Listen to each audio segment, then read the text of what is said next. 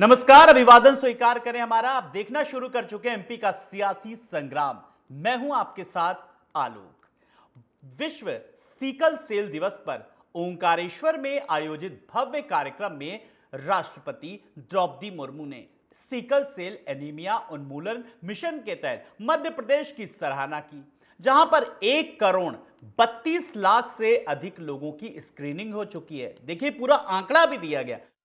मुख्यमंत्री डॉक्टर मोहन यादव ने इसे एक जन आंदोलन के रूप में बताया। पर इसी बीच पीसीसी चीफ जीतू पटवारी ने राष्ट्रपति के दौरे का स्वागत करते हुए आदिवासियों के मुद्दों पर उन्हें एक पत्र लिखा। पटवारी ने आरोप लगाया कि प्रदेश में आदिवासियों की जमीनें जबरन छीनी जा रही हैं और उन्होंने राष्ट्रपति से इस पर संज्ञान लेने की मांग की है। इस पर चर्चा करेंगे कि आखिर जिस तरीके से जो राजनीति की जा रही है, और सबसे बड़ी बात, जब हम सीकल दिवस को लेकर के बात करते हैं, क्या कुछ आंकड़े हैं और असल हकीकत क्या है। पहले जरा ये रिपोर्ट देखिए, फिर चर्चा करेंगे। नर्मदा तट पर बसे ओंकारेश्वर में विश्व सीकल सेल दिवस का आयोजन केवल एक सरकारी कार्यक्रम नहीं था, बल्कि आने वाली पीढ़ियों को आनुवांशिक बीमारियों से सुरक्षित बनाने के राष्ट्रीय संकल्प का प्रतीक था। राष्ट्रपति द्रौपदी मुर्मू, राज्यपाल मंगूबाई पटेल और मुख्यमंत्री डॉक्टर मोहन यादव की उपस्थिति ने इस अभियान को विशेष महत्व प्रदान किया। सीकल सेल एनीमिया एक ऐसी आनुवांशिक बीमारी है जो पीढ़ी दर पीढ़ी आगे बढ़ सकती है। इसका प्रभाव विशेष रूप से जनजातीय क्षेत्रों में अधिक देखा गया है। इसी चुनौती को देखते हुए प्रधानमंत्री नरेंद्र मोदी ने साल 2023 में शहडोल से राष्ट्रीय सीकल सेल एनीमिया उन्मूलन मिशन की शुरुआत की थी। मिशन का उद्देश्य केवल उपचार नहीं, बल्कि समय पर पहचान, जागरूकता और रोकथाम के माध्यम से भविष्य की पीढ़ियों को सुरक्षित बनाना है। आज इस अभियान के परिणाम दिखाई देने लगे हैं। देश में 7 करोड़ लोगों की स्क्रीनिंग पूरी हो चुकी है। मध्य प्रदेश में 1 करोड़ 32 लाख से अधिक लोगों की जांच की जा चुकी है। 20 लाख से अधिक प्रभावित लोगों की पहचान कर उन्हें स्वास्थ्य सेवाओं से जोड़ा गया है। राष्ट्रपति मुर्मू ने इसे दुनिया की सबसे बड़ी आनुवांशिक स्क्रीनिंग पहलों में से एक बताया है। राष्ट्रीय सिकल सेल एनीमिया उन्मूलन मिशन के अंतर्गत मध्य प्रदेश ने जो बहुआयामी उपलब्धियां हासिल की है, इसके लिए मैं राज्य सरकार की सराहना करती हूँ। ये संतोष की बात है कि वर्ष 2023 में राष्ट्रीय मिशन का शुभारंभ करते समय जो अनेक बड़े लक्ष्य देश के सामने रखा गए थे, उनमें से स्क्रीनिंग का लक्ष्य समय से पहले ही पूरा हो गया है। मुझे बताया गया है कि नवजात शिशुओं से लेकर 40 वर्षों की आयु तक के 7 करोड़ से ज्यादा लोगों की स्क्रीनिंग का लक्ष्य पूरा हो चुका है। मुख्यमंत्री डॉक्टर मोहन यादव का कहना है कि मध्य प्रदेश इस मिशन को जन आंदोलन का स्वरूप दे रहा है। गर्भवती महिलाओं की विशेष निगरानी, genetic counselling, sickle cell card वितरण और पंचायत स्तर पर स्क्रीनिंग सुविधाओं के विस्तार पर लगातार काम किया जा रहा है। प्रदेश में 3700 से अधिक सीकल मित्र जागरूकता अभियान को गांव-गांव तक पहुंचा रहे हैं। जब मैं आपसे बात कर रहा हूं तो हमारी सरकार की अनुसूचित जाति वर्ग के साथ भी जो प्रतिबद्धता है, उसके आधार पर पीएम जनमन योजना के माध्यम से भी, और यहाँ खरगोन में हमारे क्रांति सूर्य टंटिया मामा के नाम पर विश्वविद्यालय बना करके हम आदिवासी अंचल के लिए विकास के सभी पैमाने पे आगे बढ़ रहे हैं। वीरांगना रानी दुर्गावती, राजा भभूत सिंह जैसे जनजाति महान नायकों के नाम पर हमने अपनी सरकार की कैबिनेट की है। छिंदवाड़ा में बादल भोई जनजाति संग्रहालय, जबलपुर में राजा शंकर शाह, रघुनाथ शाह संग्रहालय का लोकार्पण किया। सांस्कृतिक धरोहर के संरक्षण के लिए भगोरिया को राजकीय उत्सव का हमने नाम दिया है। जनजाति कन्या छात्रावासों के नाम भी हमने अपने आदिवासी नायकों के नाम पे करते हुए अपनी वो प्रतिबद्धता बताई। पीसीसी चीफ जीतू पटवारी ने राष्ट्रपति द्रौपदी मुर्मू के मध्य प्रदेश दौरे पर मीडिया के जरिए किया स्वागत। राहुल गांधी आदिवासी भाइयों के हमेशा से समर्थक रहे हैं। आदिवासियों को वनवासी कहना उनका अपमान है। राहुल गांधी ने जो आदिवासियों के लिए सवाल उठाए, उनके सवालों को राष्ट्रपति ने एड्रेस किया है। उनका स्वागत करता हूं। राष्ट्रपति जी को मैंने एक पत्र भी लिखा। मध्य प्रदेश ऐसा राज्य है जहां 1,53,00,000 आदिवासी हैं। 1,26,000 हेक्टेयर जमीन आदिवासियों की जमीन जबरन खरीदी गई या अधिग्रहण किया गया। आदिवासियों की जमीन की समीक्षा करें। राष्ट्रपति जी, किसने इस जमीन को खरीदा है या छीना है, उसके समकक्ष करें। हमारी सरकार बनते ही हम आदिवासियों की जमीन वापस करेंगे। मूल बात फिर से मैं बताना चाहता हूँ आदरणीय राष्ट्रपति जी को मीडिया के माध्यम से कि मध्य प्रदेश ऐसा राज्य है जहां पर 1,53,00,000 आदिवासी परिवार के लोग रहते हैं। जो कानून है वो ये कहता है कि आदिवासी की जमीन किसी भी प्रकार से अन्य समाज के लोग, अन्य वर्ग के लोग नहीं खरीद सकते हैं, और जब खरीदेंगे तो सरकार की अनुमति लेनी पड़ेगी। 1,26,000 हेक्टेयर जमीन, लगभग 3 लाख एकड़ जमीन पिछले 7-8 साल में बिकी है आदिवासियों की पूरे मध्य प्रदेश में। और ये डेटा है, प्रश्न है, उत्तर है ये विधानसभा का। और खरीदी किसने? तो इसमें बीजेपी के कई विधायकों के नाम आए। सीकल सेल मिशन ने एक बड़ा सवाल भी खड़ा किया है। क्या जनजातीय विकास केवल सड़क, बिजली और पानी तक सीमित है, या फिर बेहतर स्वास्थ्य, बेहतर शिक्षा और स्वस्थ भविष्य भी उसका महत्वपूर्ण आधार है? क्योंकि विकसित भारत 2047 का सपना तभी पूरा होगा जब देश का हर नागरिक, हर परिवार और हर जनजातीय क्षेत्र स्वस्थ और सशक्त होगा। Bureau report, TV 27 news.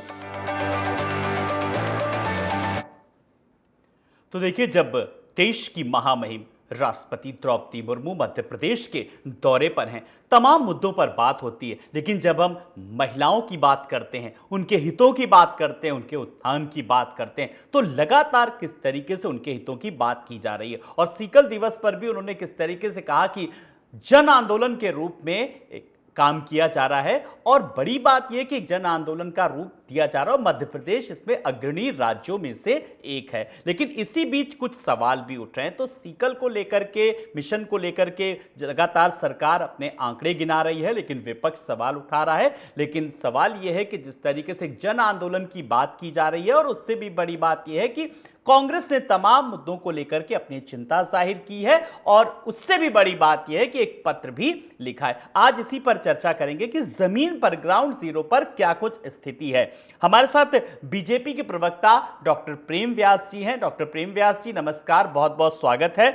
और कांग्रेस की प्रवक्ता डॉक्टर शिम्पी अग्रवाल जी हमारे साथ हैं। शिम्पी जी नमस्कार, बहुत बहुत स्वागत है। शिम्पी जी, आज मेरा पहला सवाल आपसे है, जब हम सीकल दिवस मना रहे हैं और लगातार इसके किस तरीके से इस पर सरकार लगातार काम कर रही है, और सबसे बड़ी बात देखिए, देश की राष्ट्रपति द्रौपदी मुर्मू जी तारीफ करती है, मध्य प्रदेश राज्य की बात करती, तारीफ करती है, सराहना करती है, और सबसे बड़ी बात मोहन यादव सरकार के कार्यों की भी सराहना करती है सीकल को लेकर के। लेकिन विपक्ष को कुछ चीजों को लेकर के आपत्ति है, जो पत्र लिखा है। जरा मैं चाहूंगा यहां पर आप अपनी बात रखें बेबाकी से। आदरणीय आलोक जी, पहली बात तो हम इस बात पर आपत्ति दर्ज कराते हैं कि आज मंत्री विजय शाह की एक तस्वीर वायरल हो रही थी, जिन्होंने हमारे देश की गौरवशाली सेना के एक महिला सैन्य अधिकारी का अपमान किया था, और वो द्रौपदी मुर्मू जी को गुलदस्ता भेंट कर रहे थे। तो सबसे पहले आलोचना तो महामहिम राष्ट्रपति महोदया को इस बात की करनी चाहिए थी कि विजय शाह ने उनका अभिवादन किस अधिकार से किया। अब आ जाते हैं मूल मुद्दे के ऊपर। तो जो सिकल सेल की काउंटिंग हो रही है, 7 करोड़ का आप आंकड़ा बता रहे हैं, वो तो बहुत अच्छी बात है, लेकिन इनमें से कितने लोग हैं जिनको आप ट्रीटमेंट मोडालिटीज देते हैं, आप इनका क्या फॉलो अप करते हैं?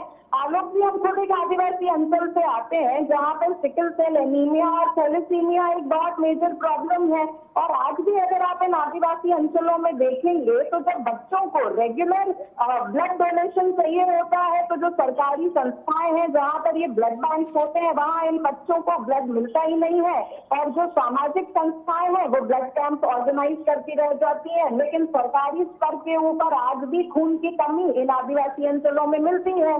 दूसरी बात आप देखिए, चाहे स्वास्थ्य की हो, शिक्षा की हो, रोजगार की हो, पलायन की हो, ये सारी की सारी समस्याएं आज भी मध्य प्रदेश में आदिवासियों को लेकर बनी हुई है। और हमारे प्रदेश अध्यक्ष महोदय जीतू पटवारी जी ने बहुत ही वाजिब प्रश्न उठाया है आदिवासियों की भूमि को लेकर।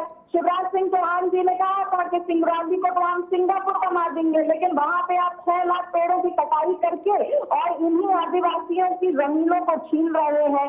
महामहिम द्रौपदी मुर्मू जी ने एक शब्द भी क्यों छतरपुर के चिता आंदोलन के बारे में नहीं कहा, जहाँ के जो आदिवासी हमारी बहनें हैं उन्हें जल समाधि लेनी पड़ती है, चिता आंदोलन करने पड़ जाते हैं, ताकि उनकी जो भूमि है जिसे सरकार ने औने पौने दाम पर अधिग्रहित किया है उसका उन्हें जो मुनाफा है वो सही मुआवजा सही दिया जाए। उसके अलावा आप अगर आदिवासी स्तर में शिक्षा की भी बात करेंगे तो आज भी आप ये देख लीजिए कि एक कमरे के अंदर कैसे 3-3 क्लासेस जो है वो संचालित है। 8-8, 9-9 साल से वहां पर बिजली नहीं आ रही है। और अगर एक छोटे से छोटे आदिवासी गांव में भी आपको पानी पहुंचाना है तो उन्हें प्रतिबंधित वन क्षेत्रों में जाकर पानी लेकर आना पड़ रहा है। लेकिन भारतीय जनता पार्टी की सरकार जिसकी नल जल योजना जमीनी स्तर पर फ्लॉप पड़ी हुई है, वो उन आदिवासियों को पानी तक तो मुहैया नहीं करवा पा रही है। तो ठीक है, जो राष्ट्रपति महोदया है वो पूरी देश की राष्ट्रपति है, हम उनके हर वक्तव्य का स्वागत करते हैं, लेकिन भारतीय जनता पार्टी की सरकार जो है वो आदिवासियों के मामले में आज भी कटघरे में खड़ी होती है। ठीक है, चलिए सिम्पी जी, आपको मैंने पूरा मौका दिया, आपने अपनी बात रखी आज, इसीलिए मैंने पहले आपको मौका दिया ताकि आप ये ना कह सके कि विपक्ष की आवाज दबाई जा रही है। डॉक्टर प्रेम व्यास जी, स्वागत करूंगा एक बार फिर से। देखिए, जब हम सीकल सेल एनीमिया उन्मूलन को लेकर के बात करते हैं, बड़ी मैं स्वस्थ डिबेट करूंगा आज, क्योंकि स्वास्थ्य से जुड़ी चीजें हैं। यहां पर मिशन के तहत मध्य प्रदेश की सराहना की है, जहां 1,32,00,000 से अधिक लोगों की स्क्रीनिंग हो चुकी है। डॉक्टर मोहन यादव ने भी इसे एक जन आंदोलन के रूप में बताया। मैंने जन आंदोलन नाम लिया है, लेकिन लगातार किस तरीके से विपक्ष विरोध कर रहा है, ऐसे में अब किस तरीके से आप लोग क्या आंकड़े देंगे, फिर क्या कुछ व्यवस्था, कैसे जवाब देंगे? देखिए, मुझे लगता है कि आलोक जी, एक तरफ तो राजनीतिक हित होता है और एक तरफ होता राष्ट्रीय हित। आलोक जी, मेरी आवाज आपकी आवाज क्लियर आ रही सर, आप अपनी बात रखें। देखिए आलोक जी, एक तरफ होता राजनीतिक हित और एक तरफ होता राष्ट्रीय हित। आज हम राष्ट्रीय हित को लेकर आगे चल रहे हैं, इसीलिए राष्ट्रीय हित की जितनी भी योजना है मध्य प्रदेश का संपूर्ण भारत में, चाहे वो धारा 370, सर्जिकल स्ट्राइक हो, राम मंदिर का विषय, जीएसटी हो, नई संसद भवन हो, वक्फ संशोधन हो, ऐसे कई सारे स्क्रीनिंग टेस्ट हो, ऐसे कई सारे मुद्दों को हम राष्ट्रीय हित के मुद्दे बना रहे हैं। लगभग 78 वर्ष हो गए भारत को आजाद हुए। आप आज पानी की बात उठाते हो, आप विद्यालयों की बात उठाते हो, आप स्वास्थ्य की बात उठाते हो। कांग्रेस ये बताए कि लगभग 50 वर्षों से ज्यादा कांग्रेस ने एक छत्र राज करा है।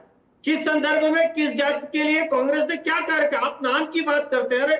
लगभग 600 से ज्यादा सरकारी योजना सिर्फ गांधी नेहरू परिवार के नाम से, आदिवासी अंचलों के नामों से या आदिवासी योद्धाओं के नाम से कितनी योजनाएं रखी गई थी, मुझे बता दीजिए। आज तो हम आदिवासी समाज को मुख्य धारा में लेके आ रहे हैं। और दूसरी बात है कि आज दुनिया का सबसे बड़ा जेनेटिक स्क्रीनिंग ये भारत में है, इसीलिए कहा जा रहा है कि राष्ट्रीय हित की बात हो। विकसित भारत संकल्प यात्रा जब निकली थी, ये आज की बात नहीं है आलोक जी, पहली बार देशव्यापी हेल्थ चेकअप 2023 शेड्यूल से आदरणीय भाभी जी के क्षेत्र से ही प्रारंभ हुआ था। 1.25 करोड़ लोगों का उस समय हेल्थ चेकअप हुआ था, स्क्रीनिंग टेस्ट हुई थी, जिसमें 70 लाख टीबी की जांच, 15 लाख जो है वो सिकल सेल एनीमिया की जांच। उसी समय हाथों हाथ चलित गाड़ी से 1 करोड़ लोगों का आयुष्मान कार्ड बनाया था, ताकि उसके लिए जो जांच है, जो मेडिकेशन है, जो जेनेटिक सीक्वेंस में जो काउंसलिंग होती है, जो ग्राम पंचायतों के माध्यम से लाभ मिलता है, जो सामुदायिक स्वास्थ्य अधिकारियों के माध्यम से लाभ मिलता है, वो लाभ मिले और वे अपना इलाज समय पे करा सके। मुझे लगता है कि एक लंबी श्रृंखला रही और आदरणीय मंगू भाई पटेल जी, ये एक दिन में संभव नहीं था कि लगभग 1.32 करोड़ लोगों की स्क्रीनिंग हो। बिल्कुल, ये एक निरंतर सतत प्रक्रिया है जिसे लगातार बीजेपी कहीं ना कहीं निरंतर आगे बढ़ रही है। मेरा एक सवाल, फ्रेम में दोनों मेहमानों को लाया जाए, मैं पहले प्रेम व्यास जी से पूछूंगा। जब मैं स्वास्थ्य व्यवस्था को लेकर के बात कर रहा हूं तो स्वास्थ्य व्यवस्था का, इस सवाल का दोनों ही मुझे लगता है दिल से जवाब देंगे।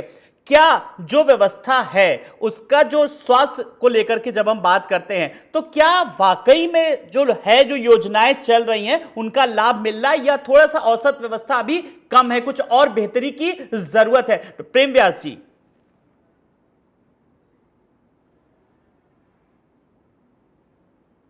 सरकार के साथ में, गवर्नमेंट हॉस्पिटल के साथ में प्राइवेट हॉस्पिटल्स का पार्टिसिपेशन, उसके बाद में 18,000 से ज्यादा जन औषधि केंद्र जहां पर आज सस्ती दवाइयां मिल रही है, स्क्रीनिंग टेस्ट, उसके बाद जिला अस्पतालों के माध्यम से कई सारी जांच। आज भोपाल में जो है कीमोथेरेपी सेंटर बन रहा है। आप मुझे बताइए ना, इसके पूर्व में क्या ये व्यवस्थाएं थी? हमने लगभग 25 वर्षों में मध्य प्रदेश में सदृढ़ विकास और स्वास्थ्य को लेकर और विद्यालयों का 70 से ज्यादा जो है एकलव्य विद्यालय आवासीय परिसर है, जहां पर का रजिस्ट्रेशन लगभग 78% पिछली बार रिकॉर्ड किया गया था, अभी लगभग 93% से ज्यादा है और ड्रॉप आउट रेट उसमें सबसे कम है। तो मुझे लगता है एक तरफ लंबा इतिहास है जहां पर स्वास्थ्य हो, शिक्षा हो, चिकित्सा हो और पैसा एक्ट का संपूर्ण पालन करते हुए अभी जब पीएम जनजातीय उन्नत ग्राम जो हम लेकर आए थे आदरणीय प्रधानमंत्री जी के द्वारा, उसमें 63,000 गांवों को चिन्हित करके वहां पर विकास किया गया था। मजरा टोला के अंतर्गत उन्हीं ग्रामीण क्षेत्रों में लगभग 39,000 किलोमीटर की सड़कें ऑन रिकॉर्ड्स है, जवाब दिए गए समय समय पर। तो एक तरफ लंबा इतिहास है जहां पर विकास है, जहां पर जो शिंपी जी देखिए, अब आप भी ध्यान से सुन रही होंगी, एक तरफ लंबा इतिहास है और एक तरफ बीजेपी के प्रवक्ता प्रेम व्यास जी ने किस तरीके से आंकड़ों के सहित बताया स्वास्थ्य व्यवस्था को लेकर के। क्या आपको भी लगता है, ये मेरा एक ही सवाल दोनों दलों से, स्वास्थ्य को लेकर के औसत जो व्यवस्था है वो थोड़ी कम है या अभी भी सुधार की जरूरत है? और अगर आपको लगता है सुधार की जरूरत है तो कांग्रेस के पास क्या मॉडल है? चलिए आपको मैं पूरा मौका दे रहा हूं। जी शिंपी जी। आलोक जी, आंकड़ों की बाजीगरी भारतीय जनता पार्टी बहुत अच्छे से जानती है और वो पेपरों के अंदर इनकी सारी स्कीमें, आंकड़े वो बिल्कुल मुस्तैद रहते हैं। लेकिन आदिवासी अंचलों में अगर आप प्राथमिक स्वास्थ्य केंद्रों के अंदर और सामुदायिक स्वास्थ्य केंद्रों में देखेंगे तो आज भी डॉक्टरों की कमी है। बाकी बात तो आप छोड़ दीजिए, जो ये बड़ी बड़ी डायग्नोस्टिक्स की बातें कर रहे थे, वहां पर अगर आपको एम्बुलेंसेज और शव वाहन चाहिए तो वो समय पर नहीं मिलते हैं। ये तस्वीरें हमारे आदिवासी अंचलों से निकल कर आती है जहां पर एक पुत्र को अपने पिता के शव को अपने कंधे पर लाद कर वहां तक ले जाना पड़ता है। और ये भोपाल के समाचार पत्रों की सुर्खियां बनती हैं। ये जो न्यूज है ये भी हमारे आदिवासी अंचलों से आती है जहां पर अगर एक गर्भवती महिला है तो वो समय पर अस्पताल नहीं पहुंच पाती है क्योंकि उसको एम्बुलेंस नहीं मिलती है। आपने अभी विंध्य क्षेत्र का एक मामला देखा होगा जहां पर एक महिला की लीला साहू, उसे तो भारतीय जनता पार्टी के सांसद से गुहार लगवानी पड़ती है कि साहब मैं गर्भवती हूँ, एक सड़क बनवा दीजिए हमारे गाँव की। सांसद महोदय इतने अभद्र टिप्पणी करते हैं कि आप अपनी ड्यूटी कीजिए, हम आपको उठवा लेंगे। चुरहट के जो विधायक थे आदरणीय अजय सिंह जी, उन्होंने अपने निजी खर्चे से वहां पर सड़क बनवाई थी और फिर ये बड़े बड़े जो है आंकड़े यहाँ पर गिनाते रहते हैं। चलिए शिंपी जी, आपको आंकड़ों पे भी विश्वास नहीं है, जो बीजेपी कह रही है वो भी विश्वास नहीं है। असली पैमाना विकास का क्या होना चाहिए? असली पैमाना विकास का, चलिए आप बताइए जल्दी, फिर मैं आ रहा हूं प्रेम जी के पास। जी आलोक जी, सरकार इनकी है, विकास का पैमाना बताने की आवश्यकता विपक्ष को नहीं है। जितना इनके पास में विपक्ष को आगाह करने की तो जरूरत है। ईमानदारी से बिल्कुल बिल्कुल, अरे विपक्ष तो निरंतर आवाज उठा रहा है स्वास्थ्य क्षेत्र के अंदर। जितना आपका स्वास्थ्य का बजट है, अगर जमीनी स्तर पर वो हकीकत में जमीन पर उतर जाएगा तो विपक्ष को तो कोई मौका ही नहीं मिलेगा ना आपको बोलने के लिए। लेकिन आप सिर्फ और सिर्फ कागजों के अंदर एम्बुलेंसेस दिखाते हैं, शव वाहन दिखाते हैं, सिकल सेल की स्क्रीनिंग दिखाते हैं, डॉक्टरों की पदोन्नति दिखाते हैं, उनकी भर्तियां दिखाते हैं, लेकिन जमीन के ऊपर इतने खस्ता हालात क्यों है आलोक जी? और आप तो खुद पत्रकार हैं, आपको तो हमारी बात से इत्तेफाक रखना चाहिए। मैं तो बिल्कुल, देखिए मैं तो आपको बराबर मौका दे रहा हूं। मैं तो सबसे पहला सवाल भी इसीलिए आपसे किया मैडम, एज बीइंग जर्नलिस्ट मैंने, ताकि आप ये ना कहें कि किसी की आवाज दबाने की कोशिश की। भले ही जनता ने आपको वोट नहीं दिया, लेकिन मैंने पूरा आपको मौका दिया, पक्ष न विपक्ष। मेरी डिबेट में मैं निष्पक्ष रूप से बात करता हूं, ठीक है? डॉक्टर प्रेम व्यास जी, हम आज किसी की निजी हित की बात नहीं कर रहे हैं। मैं तो स्वास्थ्य सुविधाओं को लेकर, जन सुविधाओं को लेकर के, जन आंदोलन को लेकर के, जनजातियों को लेकर के, अनुसूचित जाति को लेकर के बात कर रहा हूं। चलिए विकास का क्या मॉडल होना चाहिए? चलिए प्रेम व्यास जी। नहीं, मुझे बताइए ना, संस्थागत प्रसव में बढ़ोतरी हुई है कि नहीं? ये तो राष्ट्रीय रिपोर्ट्स के अनुसार है। अब राष्ट्रीय रिपोर्ट्स भी झूठ कह रही है, प्रदेश की रिपोर्ट भी झूठ कह रही है। आदरणीय जीतू पटवारी जी का लेटर सही बोल रहा है बस, और उस लेटर में भी उनने किन अंचलों की बात करी है। मैंने कहा बुरहानपुर हो, सिवनी हो, बड़वानी हो, धार हो। 2025 में लगभग 3 जगह आदरणीय मंगू भाई पटेल जी गए। 17 फरवरी को बुरहानपुर गए और ये दौरे ऑन रिकॉर्ड्स है। या आप किसी भी अखबार के माध्यम से, या और दूसरा जो चित्र आप बताने के प्रयास कर रहे हो वो बात पुरानी हो गई। 2003 के पहले से बहुतायत में चित्र हुआ करते थे, लेकिन आज नरेश त्रियान जी का स्टेटमेंट सुनिए। आदिवासी अंचलों में जो लोग पेशेंट्स होते थे, हार्ट सर्जरी तक आयुष्मान में हुई है और वो लोग सकुशल अपना जीवन यापन कर रहे हैं। और विकास की गति क्या, पोलियो को लेकर जो योजनाएं बनी थी वो तो राष्ट्रीय स्तर पे बनी थी ना, और कांग्रेस उस समय सरकार में थी। मुझे बताइए जापान 1980 में क्यों फ्री हो गया भाई, चाइना 2000 में क्यों फ्री हो गया, और हमको फ्री होने में 2014 तक का समय लगा। तो ये आपके समय विकास की गति थी। और आज आदरणीय प्रधानमंत्री नरेंद्र मोदी जी के नेतृत्व में कोविड के लगभग 220 करोड़ टीके मुफ्त लगाए जाते हैं। 100 करोड़ टीके जो है अन्य देशों में पहुंचाए जाते हैं, 100 देशों तक। तो आज विकास की गति क्या है, अंतिम व्यक्ति तक पहुंचने की गति क्या है। आदिवासी अंचलों में एकलव्य विद्यालय जो है, आप जाके डाटा देखिए, आप बजरा टोला रोडों का उपयोग करिए जाके, आप सिंचाई क्षेत्र में जो विस्तार हुआ उसको देखिए, आप जिला चिकित्सालय की जो संख्या बढ़ी उसको देखिए। उमंग ऐप के माध्यम से आप आज देख सकते हैं कहां पर मेडिकेशन फ्री मिल सकता है, कहां पर मेडिकेशन सस्ते दाम में मिल सकता है। ठीक है डॉक्टर प्रेम व्यास जी, आपने बहुत सारे आइडियाज दिए हैं। इसी पर एक एक मैं फाइनल कमेंट चाहूंगा डॉक्टर शिम्पी जी। कुल मिलाकर के जब हम सीकल सेल जैसी बीमारी को लेकर के बात करते हैं, इससे निपटने के लिए क्या सत्ता पक्ष के साथ मिलकर के एक साझा रणनीति पर काम करने की जरूरत है? बहुत हेल्दी क्वेश्चन है ये मेरा। नहीं, आपका क्वेश्चन बहुत हेल्दी है आलोक जी, और हम इस पे जवाब भी बहुत अच्छा देना चाहते हैं। लेकिन भारतीय जनता पार्टी जो विपक्ष मुक्त भारत की बात करती है, उन्हें विपक्ष से राय लेने की या उनको साथ में लेकर काम करने की आदत तो है नहीं। इसलिए विपक्ष तो सिर्फ प्रश्न कर सकती है भारतीय जनता पार्टी से। और जो विकास का मॉडल आदरणीय भाजपा के सम्मानित प्रवक्ता बता रहे थे, तो हम तो इंदौर के एमवाई हॉस्पिटल से देखते आ रहे हैं कैसे चूहे कुतर रहे हैं। सतना में हमने देखा कैसे HIV पॉजिटिव ब्लड जो है वो बच्चों को चढ़ जाता है। रीवा हॉस्पिटल जहां से स्वास्थ्य मंत्री स्वयं आते हैं, वहां पर उनके पास फायर सेफ्टी सर्टिफिकेट नहीं होता है और वहां हॉस्पिटल के अंदर कैसे आग लग जाती है। छिंदवाड़ा के अंदर बच्चे कैसे कफ सिरप पीकर उनकी मृत्यु हो जाती है। तो जो विकास का मॉडल है वो तो निरंतर मध्य प्रदेश की जनता भी देख रही है और विपक्ष। चलिए मेरे पास समय नहीं है, लेकिन ये बहुत हेल्दी सवाल था। मैं ये भी सवाल पूछ सकता था, चलिए इसका जवाब किसी अगली डिबेट में मैं पूछूंगा आपसे कि जो मुद्दे आपने उठाए हैं शिम्पी जी, बड़ी जिम्मेदारी वाले, कितनी बार प्रदर्शन किया, कितनी बार कांग्रेस धरने पर बैठी इन मुद्दों को लेकर के। चलिए डॉक्टर प्रेम व्यास जी, हाँ ठीक है डॉक्टर प्रेम व्यास जी, कुल मिलाकर के अब आपको विपक्ष एक साझा एक रणनीति दे रहा है, तमाम सारे सुझाव दे रहा है, इस पर आप लोग कितना मंथन करेंगे? और चेहरे की मुस्कुराहट बता रही है कि एक अच्छी पहल होगी।